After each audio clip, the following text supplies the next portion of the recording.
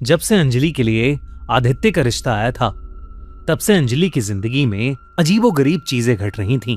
कभी उसका बेहोश हो जाना, कभी उसे चोटें लगना, और तो और अजीबोगरीब सपने आना। एक रात उसने एक आत्मा भी दिखी। जब ये सब बातें अंजलि ने अपने होने वाले को बताई, तो आदित्य ने उसे शहर के बाहर एक मंदिर में बुलाया। अंजलि घर से निकलने ही वाली थी कि तभी अंजलि को अपने घर से अपनी मां की एक जोर की चीख सुनाई दी। उस रात अंजलि अपनी मां की चीख सुनकर अपने कमरे से बाहर निकली तो उसे एक अजीब सी बदबू आई, मानो कोई जानवर मरा हो और बुरी तरह सड़ रहा हो। जब वो ड्राइंग रूम तक आई तो उसने देखा कि उसकी मम्मी बाल खड़ी थी और लंबी लंबी गहरी सांसें ले रही थीं। उनका चेहरा बिल्कुल सफेद पड़ा था और उनके हाथ में एक कलश था।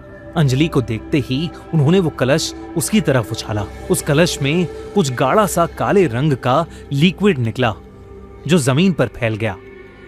अंजलि की मां नीचे जमीन पर बैठकर उस लिक्विड को अपने हाथों से समेटकर अपने चेहरे पर लगाने लगी।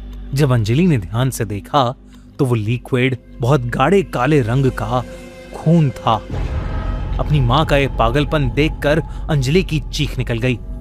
उसने घर में पापा को आवाज लगाई, लेकिन वो पूरे घर में कहीं नहीं थे। जब अंजलि ने अपने पापा को फोन मिलाया तो उन्होंने फोन उठाकर कहा कि वो आदित्य के साथ ही मंदिर आ जाएं। गिरते पड़ते वो अपने घर से बाहर निकली और अपनी स्कूटी पर बैठकर उस मंदिर पहुंची जहां आदित्य ने उसे बुलाया था। जब वो वहां पहुंची तो उसने जो देखा उसे देखकर उसके रोंगटे खड़े हो गए और उसके हाथ से उसका हेलमेट नीचे गिर गया। वहां उसकी मम्मी की तरह ही आदित्य के चेहरे पर भी खून लगा हुआ था और वो एक हवन कुंड के पास बैठा हुआ था। उसके हाथों और पैरों को किसी ने रस्सियों से बांध दिया था और वो पागलों की तरह दर्द में छटपटा रहा था, चीख रहा था।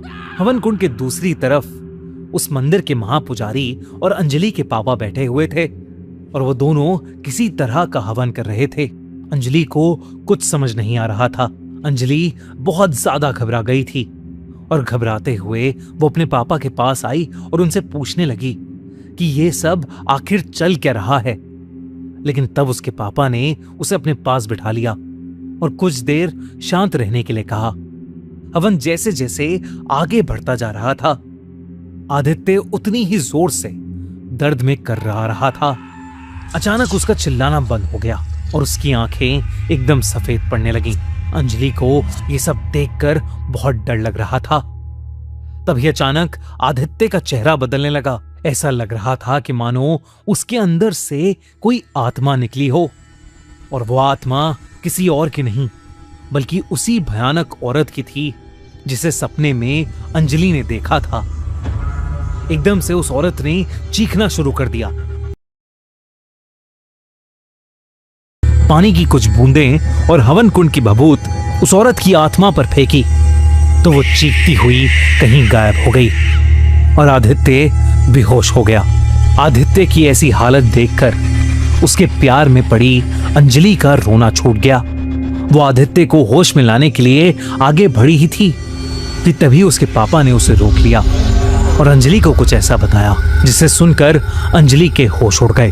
उन्होंने उससे कहा कि आदित्य ने एक बहुत ही भयानक आत्मा कर्ण पिशाचनी सिद्ध की हुई है। कर्ण पिशाचनी की साधना ब्लैक मैजिक या काली विद्या जानने वाले साधक करते हैं। कर्ण पिशाचनी एक ऐसी आत्मा है, एक ऐसी शक्ति जो अगर आपकी हो जाए तो वो आपकी कोई भी ख्वाहिश पूरी पिशाचनी को सिद्ध कर लिया हो, उसे पास्ट, प्रेजेंट और फ्यूचर की सारी नॉलेज, सारी विद्या प्राप्त हो जाती है। वो आपके कान में आकर आपको दुनिया के सारे राज बता सकती है। पर कर्ण पिशाचनी के तंत्र की साधना बहुत ज्यादा खतरनाक होती है। एक ऐसी विद्या है जिसमें साधक को अपने खून और प्राण का बलिदान करना पड़ता है। अपने पापा को खोने के बाद आदित्य को बहुत गहरा सदमा लगा। वो पढ़ाई में फेल होता गया और उसकी मां की भी तबीयत बहुत खराब रहने लगी। सब चीजों से थक हार कर उसने काली विद्याओं का रास्ता चुना और तभी उसे किसी से कंड पिशाचनी के बारे में पता चला। आदित्य ने कंड पिशाचनी की साधना शुरू की। उसने अपनी नींद, अपना सुख, अपनी जिंदगी सब कुर्बान कर दिया। और एक रात जंगल के बीचों बीच जब वो बैठकर कंड पिशाचनी की साधना कर रहा था, वो उसके सामने आई। कंड पिशाचनी ने उस रात आदित्य की आत्मा पर कब्जा कर लिया था। उसने आदित्य को वचन दिया कि इसके बदले में उसे समय के तीनों भूत, वर्तमान और भविष्य। तब से आदित्य की जिंदगी पलट गई। उसकी लाइफ में सब कुछ अच्छा होने लगा। उसका स्टार्टअप करोड़ों का बन गया और उसकी मां की तबीयत भी ठीक हो गई। लेकिन इन सब की एक कीमत थी। उसकी जिंदगी अब किसी और के साथ नहीं जुड़ सकती थी। और अब जब वो अंजलि के करीब आया तो कंड पिशाचनी फिर से जागी थी। अंजलि का घर, उसका परिवार सब इस अंधेरों में खींच लिए गए थे। अंजलि के पैरों तले जमीन खिसक गई। अंजलि के पापा ने उसे बताया कि ये सब आदित्य ने ही उन्हें आकर बताया है और वो ये पूजा इसलिए कर रहे हैं ताकि आदित्य और अंजलि हमेशा हमेशा के लिए उस कंड पिशाचनी के श्राप से मुक्त हो जाएं। तभी अचानक से बेहोश पड़ा आदित्य जाग उठा और उसकी आंखें सफेद पड़ गईं। उसमें इतनी ज्यादा ताकत आ गई कि उसने अपनी रस्सी खोली और सीधा अंजलि को उसकी गर्दन पकड़कर हवा में उठा लिया। आदित्य अपने वश में नहीं था।